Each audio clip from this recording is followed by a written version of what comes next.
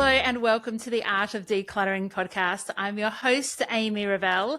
It's lovely to be with you as we're pushing through into the new month of February. Welcome to all of those who have just started listening at the start of this year, or maybe you've found us on YouTube. Welcome. It's lovely to have you. What I thought I would do is, even though we've kind of started the year and we've been talking about a few different topics, I often think at the start of any kind of new adventure, whether it's the start of a new year or whether you're looking at a new decluttering project, the question that I most often get asked is, where do I begin, Amy? So I thought it's an apt time for us to tackle the where do I begin question. So whether you've been decluttering for 15, 20 years or 3 weeks, it doesn't matter, because you often still look at a space or at a room or at your whole home and go, I just don't know where to begin. I'm finding it overwhelming. You might walk into a room and clearly see that this space needs to be decluttered, and yet you still have no idea where to begin. You know you want to begin in the room, but like, what do you do within that space? Or maybe you just come in at the end of the day and you look at your whole house and think, golly gosh, this whole house needs doing, but I don't know where to begin. And so I want to help you with that, because sometimes it can feel like, well, do I begin by like fully emptying a room?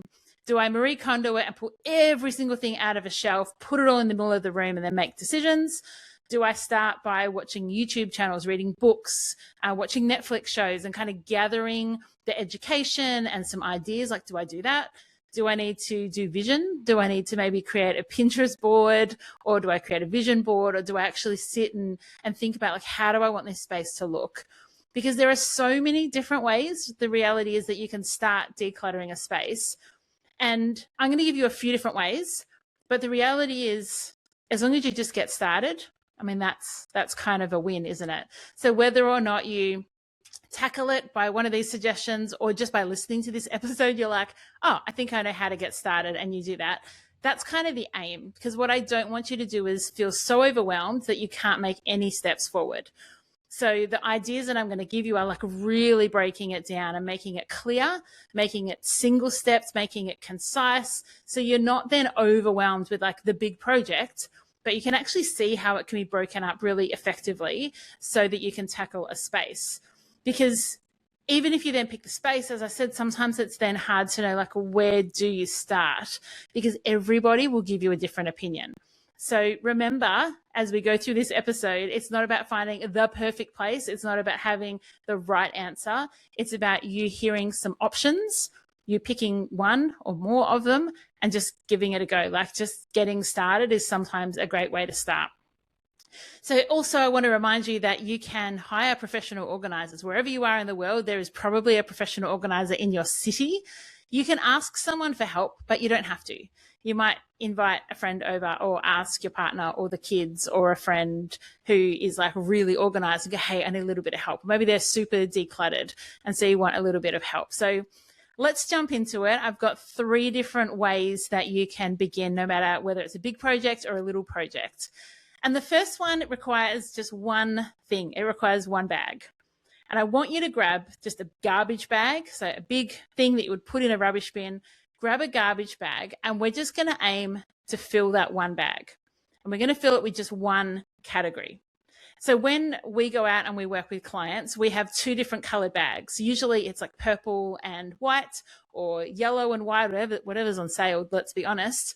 And we have the white bags, are always the bags for donation. And the way we remember it is like, it's clean, it's white, it can go in the bag because it's got a second life in it. And then whatever other color bag we have, we know that that's rubbish. The reason we do that is because otherwise you're like in the middle of a session and you've got a couple of bags full. You've got a rubbish bag, you've got a donation bag, and you want it to be super clear which is which, because you do not want to drop off your rubbish to the op shop and you do not want to take your donations to the bin. So we keep it super clear. And if that's helpful for you in your home, that might be a little trick that you take. But this first tactic that I want to use for like where to begin is just grab a bag and then go hunting to fill it. You could either fill it with rubbish. So it might be that you've got cardboard recycling that you want to chuck in a bag and go around the house and just be, I'm just getting recycling. It might be, I'm just going to get rid of stuff that I know is wrecked.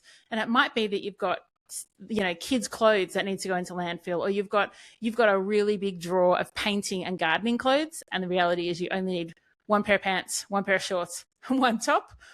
Maybe I'm speaking to myself because I did have to get something out of my painting drawer yesterday and I had to dig a little bit.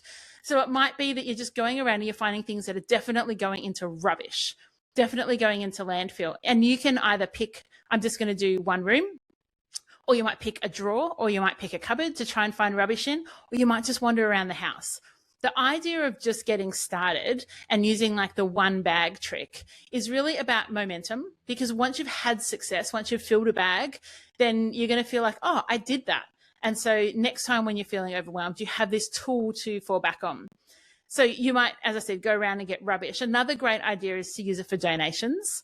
And what I have found really helpful, and I do this on a lot of my coaching calls, and I do this in a lot of webinars and seminars that I talk at, is actually we just get one garbage bag and we go into the wardrobe. And I say, all I want you to do is try and fill that bag with items that you don't wear anymore, but are good enough to donate. You would be surprised, or maybe you would not, about how many items can go in that bag really quickly. And so you start with one. And what I often find is, people are saying on the calls, or I'm with someone and they're like, I think I need another bag. I'm like, great, here's another bag. And so we just keep going. It's about having that momentum. And if you get that one bag full, then that's it. You don't have to do anymore because you've already started, you've got momentum, and that's a really good strategy. So when you're walking around with this bag, I'm going to guess that you may be tempted to have a thought that has the potential to completely derail you. So I want to give you a heads up, because I think that will help you to account for it and not be too overwhelmed. And that is, you're going to look into some cupboards and drawers and spaces and think to yourself, I actually just need to get more organized. I don't need to declutter in here. I just need to get more containers. I just need to organize it a bit better. But what I want to remind you of is that you can't organize your way out of clutter. The only way to get out of a situation where a space is cluttered, is over full, is not working, is to start with reducing the quantity. Now, we're definitely going to get to the point where we get to do the fun organizing, but you need to reduce the quantity. So if in your brain you are saying to yourself, oh, I don't think there's anything in here that's rubbish or that I can donate, I want you to stop and go, no, Amy warned me about this. Grab that bag that you're holding and go through. Even if you think there's nothing in here, just go through, humor me, see if there's anything that you can get rid of in that space, because I think that you'll surprise yourself. And as you build that momentum and keep getting success, it builds upon itself and it starts to feel really good. So the second strategy that I want to talk to you about is tackling a specific category. So one unique category, rather than grabbing a bag and wandering around a room or a space, or just looking in the whole house and thinking, how do I fill this bag? We're going to tackle just one unique category. And what I want it to be is a category that is not too emotional for you, something that you don't have a lot of attachment to, but a category that doesn't also interact with a whole lot of other places in the house. So if you were to do, I'm just going to do cleaning products, well, that may impact what's in the laundry and under the kitchen sink. It may impact what's in the bathrooms. And so you're kind of having multiple spaces. So I'm going to make some suggestions of a discrete category that you can tackle. And what I want you to do is just set aside time to go this one small category. And if you need to break it down even further, break it down into a micro declutter, then do that. If your kids are older, it might be that you've still got some baby clothes. Now, for some people, that's highly emotional. And if that's you, this is not your starting place. But for many people, they're like, well, the kids have outgrown it. What I often find is when I'm working with clients is they say, I wish I'd gone through the kids' toys, clothes, blankets much earlier, because they start to go yellow, they start to be moth-eaten, the toys start to disintegrate, and all of a sudden they're all going in the bin. So rather than decluttering them in 20 years' time, do it today. Tackle an area that you're like, actually, I would love this to be passed on and someone else to use it. So kids' toys might be one of them. If you listen to music via Spotify, or maybe you're into records and you still have CDs around, or you still have tapes around, grab that discrete category and declutter as much as you can. It might be your DVDs. Maybe you stream everything that you watch. Grab those DVDs and declutter them. If you have changed clothing sizes, if you're needing larger sizes or smaller sizes, or you've just changed the style that you do, or you've changed climates that you live in, go through those clothes. Like, what can I get rid of? How can I use, just because the clothes are in your wardrobe. They're not also hopefully spread in all other areas of the house. And if they are, pick a category like swimwear that may be all together in your wardrobe. Another option is you might go through your beach towels if you no longer live near the beach, or your pool towels if you don't have a pool anymore. Okay, here's one that I think everyone can probably do. You know, the reusable shopping bags? Let me just tell you that you have too many. Even if you have 5, you probably only need 4. Whatever the number is that you have, if you have 40, you probably only need 30. If you have 100, you probably only need 50. Whatever the number is that you have, you probably have too many, so you can declutter some of those. If you've got books that you don't read anymore, like maybe you're actually completely an Audible listener now, maybe you can get rid of some hard copy books. Or if you don't ever reread a book, can you get rid of them?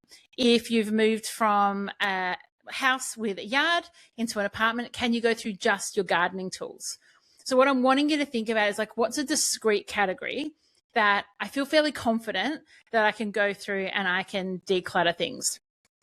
And it's going to be easier when you pick a smaller discrete category, because if you pick paperwork or kitchen or pantry, even though like pantry might be discrete, it's all in one place, that's a really big category. And you're going to have to go through a lot of different things. Whereas if you pick towels, you're just going to have a look at the towels. There's not as many options.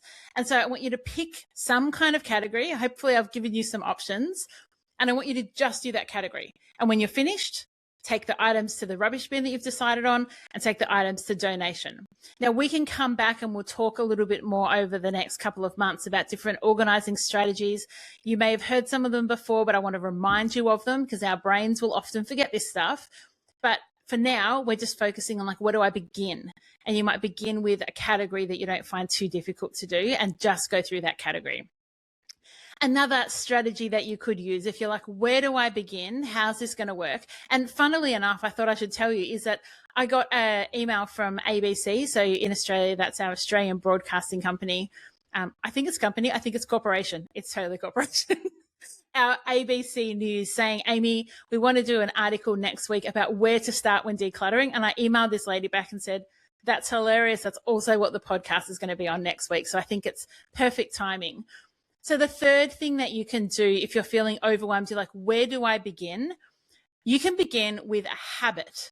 So a habit that you might do is actually grab a bag. Usually like what we use in our house is the grocery bags, the paper bags. I use those because I find they're fairly sturdy and I often have more of them than I need. So it's a good way to move them on as well. And put a donation bag somewhere in your house where it's easily accessible. For us, it's usually near the front door. I find that that's a really easy place because then when we leave, we grab it and do it. I want you to put just one item per day into your donation bag. So the idea there is you're not having to set aside specific time to do your decluttering, but actually what you're doing is creating a lifestyle habit where as you're going about, like maybe you're cooking a casserole and you think, do you know what? That little casserole dish, I just never use it. I always cook big casserole dishes. Or you look at the huge wok and think, actually, I just use my frying pan. In that moment, as you're making the decision and you see the item that you're not going to use anymore, grab it and take it and put it in the bag. So the idea is the bag is there and it is the trigger for your brain to go, what could I put in there today? Now, the aim is to put one item per day minimum. If tomorrow you put 7 items in there because you just happen to be going through the kids' toys and you find 7 things that can be donated, tomorrow you still have to put 1 in. That's not like a week's worth that you got like banked it up ahead of time because it's about the habit. And if you just do it all at once, you're not creating a habit. You're just having a really great success, which is like, I'm cheering you on. That's awesome. But for this particular strategy of where to begin, it's just like create this little habit, create this little thing in your mind that's like, oh, I need to donate something today. And so this is great when the kids are going back to school and you think, actually, that drink bottle, no one ever liked that one, I can donate it. Or if that lunchbox is actually broken, that one can go in the bin. Getting rid of 1 thing per day minimum can just be that little bit of like momentum and the wheels are turning. And then you might go, actually, what I'm going to do next, I'm going to grab a garbage bag and I'm going to go into the wardrobe or I'm going to go into the linen cupboard and I'm going to fill it with either donations or things that can be thrown out. If you're decluttering in your study or your home office, rubbish. Like you will find so much rubbish in those places.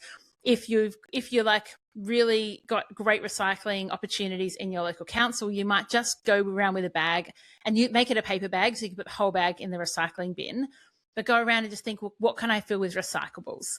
And it might be kids' artwork, it might be newsletters that you've got, it might be packaging from a parcel that was delivered. So I just want you to feel like you can break it down, because the answer to where do I begin is begin wherever you like, just begin. But sometimes even that's overwhelming. And so it's helpful to have like a couple of ideas of the spaces that you can hit, the ways that you can tackle it. So what I want to also do today is invite you to join my wardrobe challenge. So I've got a free 5-day wardrobe challenge, and this is a really great way to kick off your decluttering, particularly if you're feeling a little bit like, where do I begin? It's free. It's a video course. So every day you get a different video, and it just takes you through decluttering your wardrobe. So we start with shoes. And so you just do your shoes on day 1. And on day 2, I think, is bras and socks and undies. And then we go through tops and dresses and jackets and bottoms. And you might add an extra day on and do swimwear or activewear. Like, it just takes you step by step through. So I'll put a link to that in the show notes. It's important that whatever you do, you just allow yourself the freedom to make choices. Don't be afraid of making the wrong choice, because there will always be regret when you're decluttering. The regret usually is, I wish I'd done this earlier. I wish I got rid of more earlier.